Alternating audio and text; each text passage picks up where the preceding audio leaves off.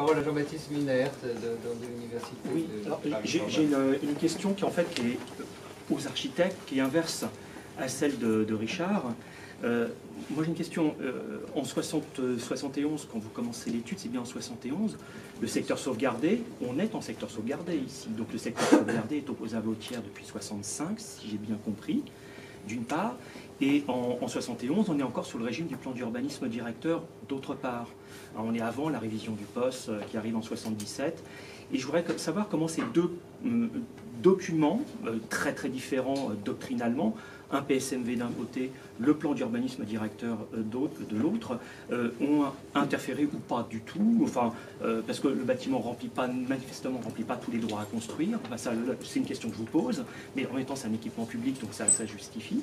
Et je voulais savoir comment, si vous avez été, bon, vous disiez aussi qu'il y avait la puissance politique de Robert Bordas, qui était un petit peu votre brise-glace. Bon, mais comment, face à deux documents aussi rudement opposables qu'un PUD d'un côté et un PSMV de l'autre, vous avez réussi à sortir un bâtiment qui est aussi expressif, qui exprime les tendances de son époque. Bon, il y a, je ne vais pas rentrer dans le détail, mais il y a le rapport au brutalisme, le rapport au proliférant qui s'étudie dans les années 60. Il y a quand même un faisceau de contraintes à deux documents d'urbanisme qui sont durs. Et comment vous avez tiré vos marrons du feu? Est-ce que c'est vous qui avez tiré les marrons du feu?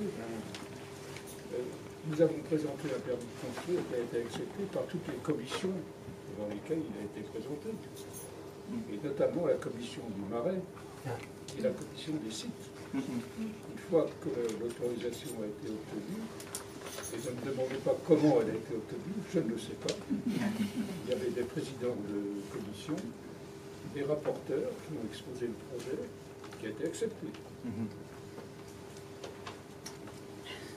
Donc, sans plus de commentaires. Liberté.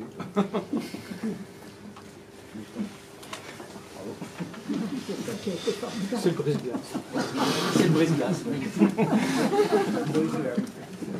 D'un point de vue patrimonial, on peut dire qu'il y a quand même eu cette contrainte, qui n'était pas des moindres, de conserver les façades et puis une épaisseur, et également des 7 et 9 rue Saint-Méry, les deux façades de pierre de taille. On a vu ce matin que le 11, par chance, qui lui aussi était inscrit à l'inventaire supplémentaire des monuments historiques, la Providence avait choisi qu'il le brûlerait, et donc il a disparu corps et bien, et ce qui vous a donné... Vous auriez été bien embarrassé de conserver la façade du 11 dans ce projet, c'était quelque chose... Est-ce que vous n'aviez pas souhaité, au fond, faire peut-être main basse au retour de l'effort de Bordas étant considérable sur les 7 et 9? Et de toute façon, M. Bordas se trouvait devant des propriétaires de 7 et 9 par des gens. Il fallait bien négocier. Moi, je n'ai même pas le souvenir de ce kilomètre qui a brûlé, qui a disparu. Le 11.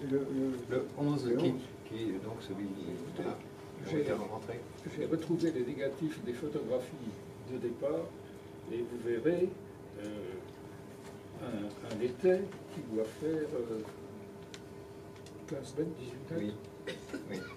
Une gigantesque contre-fiche contre l'immeuble. Qui tenait un mur qui était prêt à... J'ai une petite question complémentaire.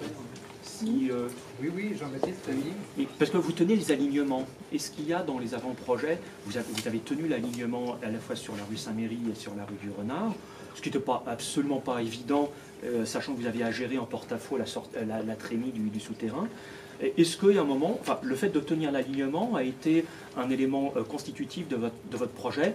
Est-ce que c'est venu après, ou de toute façon il fallait couvrir l'assiette et tenir l'alignement était une donnée de base dès vos premières esquisses? J'ai le souvenir d'une demande qu'on a eue de conserver l'alignement, de faire une façade à l'alignement de la rue urbaine. J'ai ce souvenir, mais évidemment qu'il n'était pas réalisable au rez-de-chaussée, puisque la trémie, mais enfin, on a dû quand même se baser là-dessus, et puis on n'avait pas de raison non plus de se retraiter, on n'avait pas trop de terrain, trop de place, il fallait récupérer toute la surface du terrain. Mais vous auriez pu vous reculer pour ne pas avoir à être en surplomb dessus de la trémie, quitte à pouvoir monter plus haut, ce que vous autorisez le règlement. Oui, on aurait pu se reculer. Et les enfants seraient sortis sur le trottoir le long de la trémie. C'est juste. Impossible. Et il y a un élément que je vous donne, mais en faisant parler des souvenirs, on nous a donné un terrain avec sa forme. Sur cette forme, il y avait la sortie du garage souterrain.